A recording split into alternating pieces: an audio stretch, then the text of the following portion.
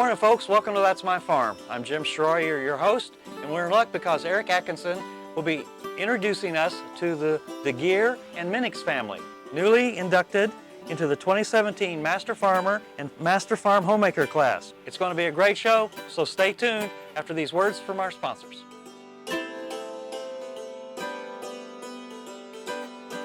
Closed captioning brought to you by Ag Promo Source. Together we grow. Learn more at agpromosource.com. That's My Farm is brought to you in part by Tallgrass Commodities. Big enough to serve, small enough to care. Welcome back to That's My Farm. Now let's meet Jim and Terry DeGeer from Neosho County. We had been interested in getting started in a seed stock operation. Like I say, I had learned the seed stock business from George Slickaw.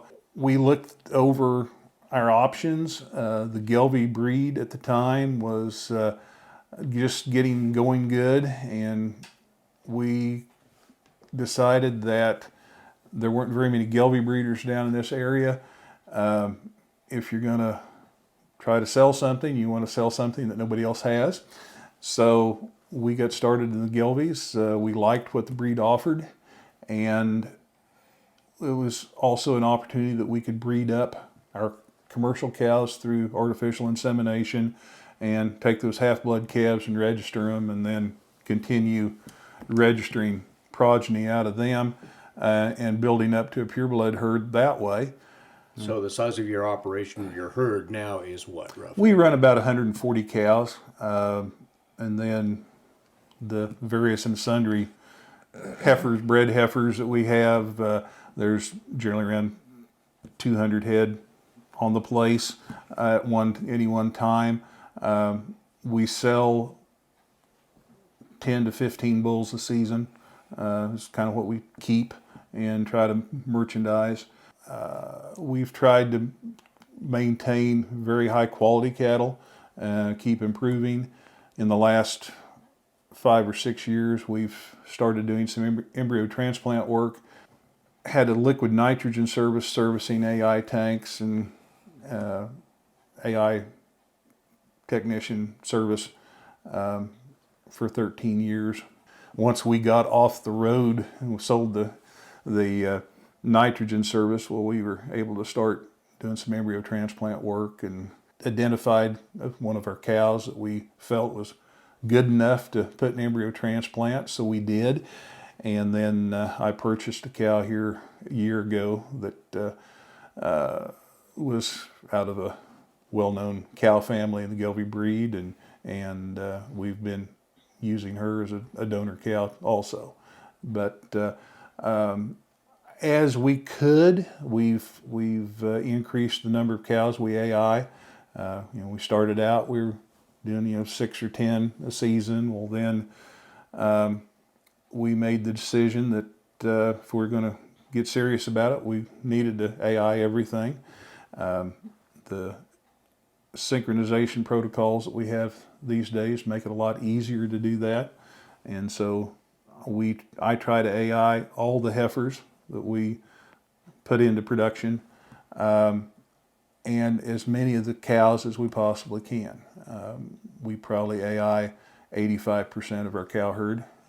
The other 15% we use cleanup bulls on and just turn in with the bulls and run about a 60 to 90 day calving period. Our cleanup bulls, we've gone out and tried to buy the best bulls we can possibly afford and use them as much as we can then. But you have embraced technology along the way, which we is have, an important part of your success. We have. Like I say, with the AI synchronization we have these days, we also use what's known as a heat watch system. With the ET program, the biggest hassle is the recipient herd. We use our own cows for recips. Generally the cows that have EPDs that don't work real well for raising bulls out of them, I just make into recips. Stay tuned after the break as we wrap up with the DeGeers. Brown Chevrolet Buick in Wamego is driven by the spirit of American ingenuity. Come in for a new Chevrolet car, truck, or SUV. If we don't have exactly what you want, we'll find it for you. And we also have a great selection of used cars. We make sure you have an easy, fun, and transparent sales experience that saves you time and money. But if you want high-pressure salesmen and hours spent in the finance office, you'll just have to go elsewhere. Brown Chevrolet Buick in Wamego. We're making car buying great again. Valley Vet Supply is devoted to providing information and professional quality products at reasonable prices. Valley Vet Supply. That's My Farm is brought to you in part by Tallgrass Commodities. Big enough to serve, small enough to care. Welcome back to That's My Farm as we wrap up with Jim and Terry DeGeer. When we first moved back here, we, exploring what we could do, we started out trying to do some feeder cattle, stocker cattle. And I really didn't enjoy it. I mean, I appreciate the people that do that for a living. But to me, that wasn't where the fun part of the cattle business was. The genetics is. On top of all of this, the both of you have been very, very involved in various community and civic activities and extension, 4-H, most assuredly, Farm Bureau. You've been very heavily involved in those activities. So what drives you to keep up with all of that? We laugh and say it's in our DNA. Both of our families were very involved in their communities ever since we could remember. So that's just how you grew up. You were raised to serve. Let's talk about your youngsters, the two daughters. Let's take up Melissa first of all. Melissa's our oldest, and both girls went to K-State. Melissa, she had her heart set on marrying her childhood's soldier sweetheart, and we did say you need to get your degree first and then you can get married, and we were able to hold that bluff. She finished her degree in animal science. They have served in around the world and have one little boy. And Stacy as well went to Kansas State, as you noted, and she has forged a career in food science, correct? Yes, she got her bachelor's in food science and then decided to get a master's in food microbiology at K-State, and then finished up with a PhD in meat science from Auburn. And she's currently a research scientist for Nestle Purina in St. Louis. Lastly, we'd like to ask both of you about the significance of being named Master Farmer, Master Farm Homemaker. Terry, we're going to start with you, in that not only your parents but your grandparents have also been so honored, correct? That's right. And it may be a little unique in that we've all done it off of this same acreage, as Jim calls it, the Rocky Knob. There's a lot of rock here, and in fact, what used to be farm ground here is now all back to grass. It's much more profitable as grass than it ever was as crop ground. But my grandparents had more of the diversified farm. They certainly had a small dairy, and have a few hogs, and of course crops and hay. Then when my dad and his brother were here, it was a quality grade A dairy that they increased and ran that direction. And they were able to achieve that honor as Master Farmer Homemakers. And now we're here as a cow-calf operation. And like I say, I don't know if we're the first third generation Master Farmer Homemaker, but I know there's not very many that have been 3 generations. And that's kind of neat. The family farm is definitely significant here. We're proud to be part of it. Congratulations to the both of you. Thank you. Well, thank you. Stay tuned after the break as we meet the Minnix family.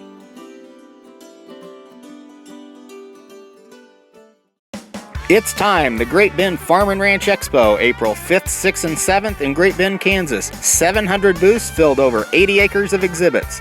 Dale Brisby, the 6th and 7th at 1 o'clock, sponsored by American State Bank. Find all your livestock equipment needs, precision tillage equipment at the Great Bend Farm and Ranch Expo. Free admission, free parking. Corporate sponsors American Hat Company, Great Bend Co-op. Go to starexpos.net. That's April 5, 6, 7. You don't want to miss it. KFRM is one of the largest farm radio stations in the nation, dedicated to informing and entertaining rural listeners from northern Oklahoma to southwestern Nebraska. You can catch KFRM in many ways. Of course, 550 on the AM dial, streaming at kfrm.com, or on your smartphone by going to the TuneIn Radio app, or on Ag AM in Kansas on Tuesdays and Facebook every day of the week. KFRM, tune us in. You'll be glad you did. Tallgrass Commodities offers producers bulk commodities at a reasonable price with reliable service throughout the whole Midwest. To find out more about Tallgrass Commodities, visit tallgrass.us or call 785-494-8484. Tarwater Farm and Home has been family owned and operated since its beginning in 1978. What you need for farm and agriculture, lawn and garden, clothing and footwear, and so much more. You'll be surprised at what you'll find in this huge store. They have what you need and lots of it. So come take a look. You'll discover that customer service is first and foremost. Always has been with the Tarwaters. Tarwater Farm and Home, 4107 North Topeka Boulevard. Grain sorghum is one of the most important cereal crops worldwide, and Kansas leads the nation in its production. Over the years, sorghum has been either exported, used in animal feed domestically, or for other industrial uses. Recently, its use in the ethanol market has seen tremendous growth, with 30% of domestic sorghum typically going to ethanol production. Kansas Grain Sorghum is committed to sorghum research, market development, and education. Learn more at ksgrainsorghum.org. Ag Promo Source is a unique group of marketing specialists with one mission: help your ag business grow. Each affiliate has their own area of expertise, and they work together to bring you advice, products, and services. To get started, visit agpromosource.com. Ag Promo Source. Together we grow.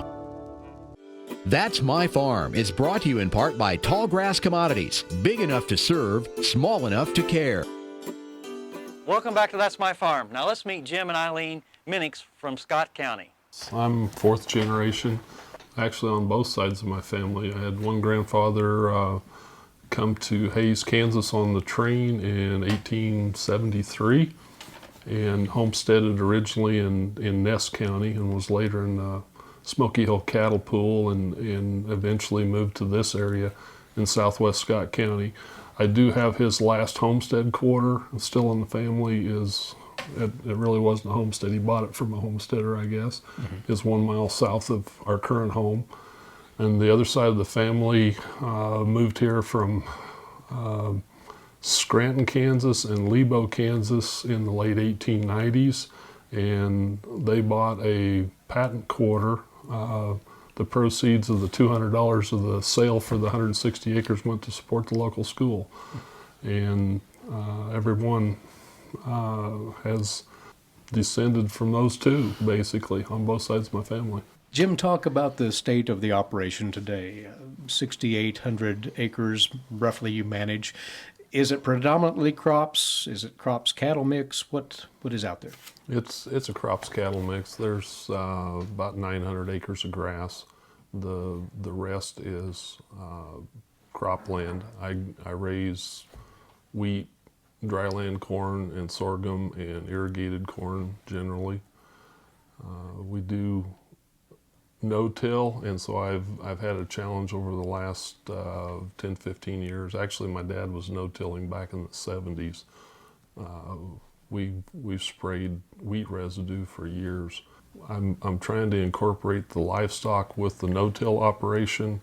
We're currently grazing our irrigated corn stalks, and I'll try to get one operation in a vertical tillage, but predominantly minimum till on the irrigated ground and no till on our dryland farm ground.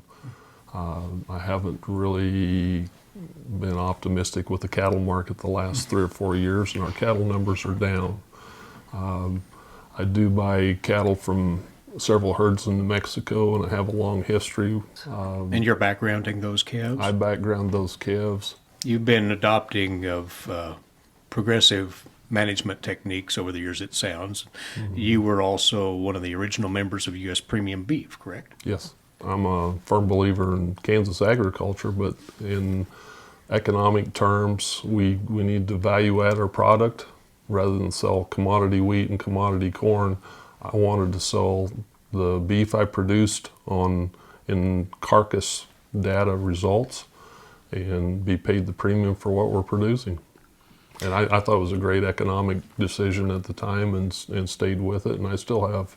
You mentioned value added. On the crop side, you also raise a bit of food grade sorghum now? Yes. We're currently shipping some sorghum that is headed for the popping machine, and it will go to a local mill here in Scott City, New Life Market. They are a gluten-free facility and produce quite a few of the products that go to Kellogg's or General Mills or some of those companies.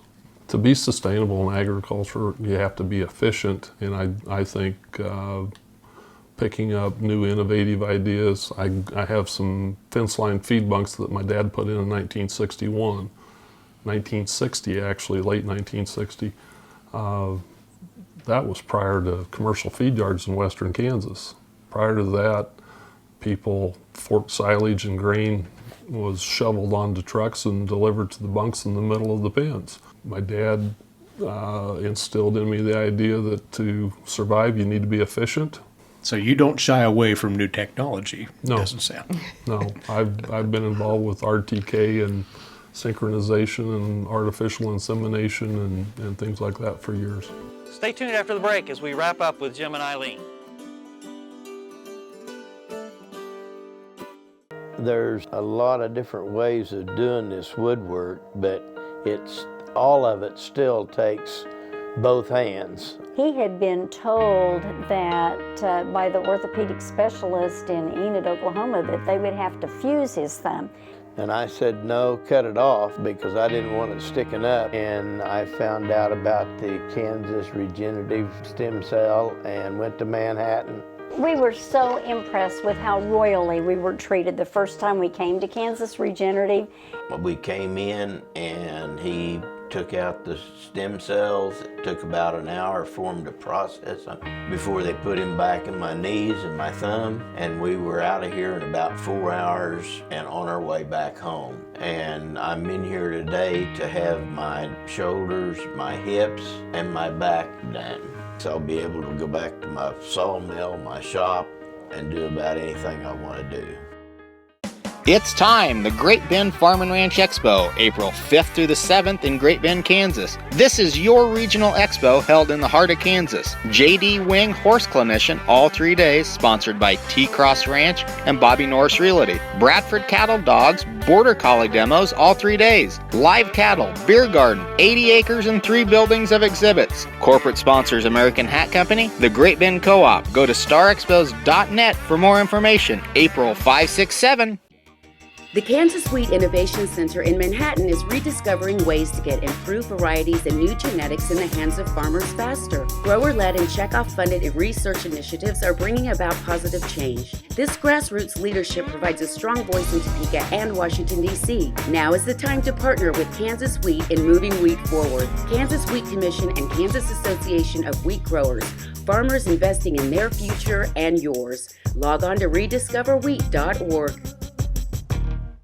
Soil is the life of a farm, and for 25 years, SureCrop Liquid Crop Nutrition has helped growers produce abundant quality crops while preserving and improving the soils they steward. SureCrop offers complete soil and plant analysis with cropping recommendations, delivery direct to your on-farm storage, and quality crop nutrition custom blended for your field. Choose SureCrop for the assurance of excellence for your soil. Call today or visit their website for more information.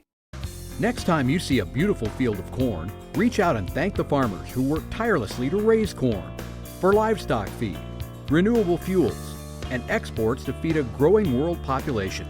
The farmers on the Kansas Corn Commission work for Kansas Corn with grower-funded checkoff dollars that support foreign and domestic market development, research, promotion, and education to expand opportunities for Kansas farmers. To learn more, visit kscorn.com. That's My Farm is brought to you in part by Tallgrass Commodities. Big enough to serve, small enough to care. Welcome back to That's My Farm as we wrap up with Jim and Eileen Minnix from Scott County. Eileen, we'll let you start on the segment about the community service that you and Jim have engaged in. It's a long laundry list, but what stands out to you when that topic comes up as far as your accomplishments? 4-H has been big. Jim and I were both 4-H members when we were young, and so naturally our kids were in 4-H. And 4-H, especially in Scott County, is just fantastic. Teaches a lot of responsibility to kids. Our kids had great opportunities in 4-H.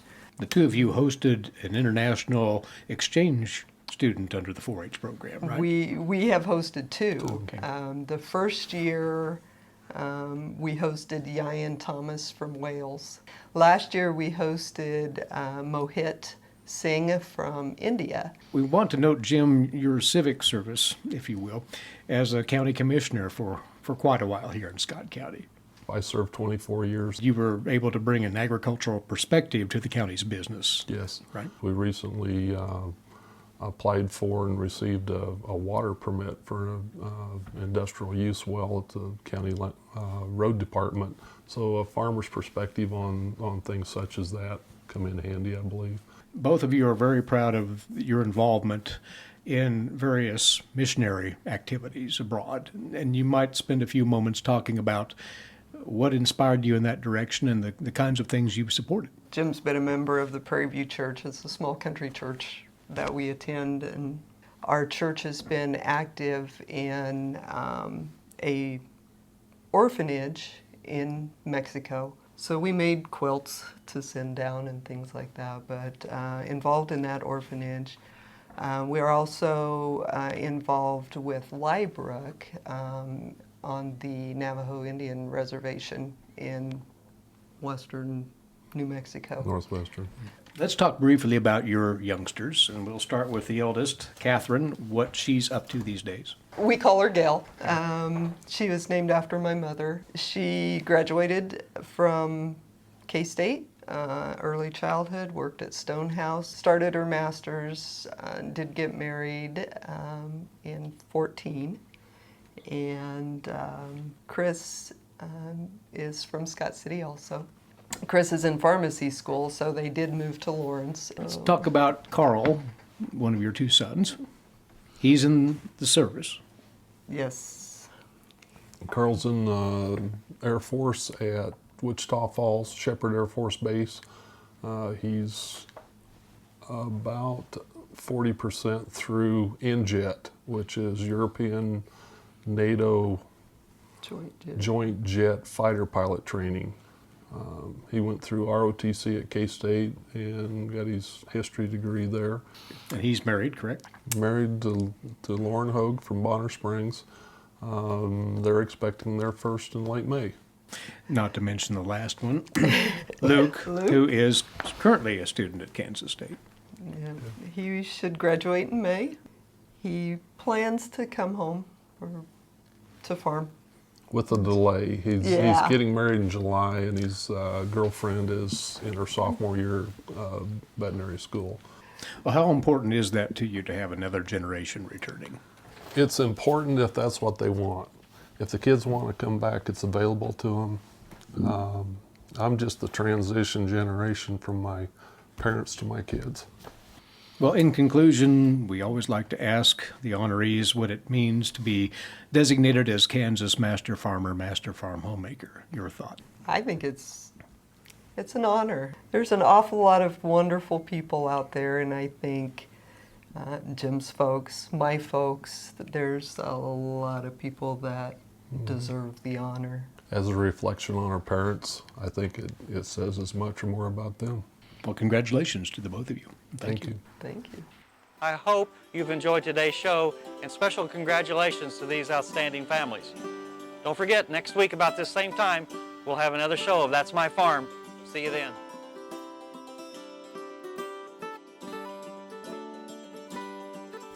Closed captioning brought to you by Ag Promo Source. Together we grow. Learn more at agpromosource.com.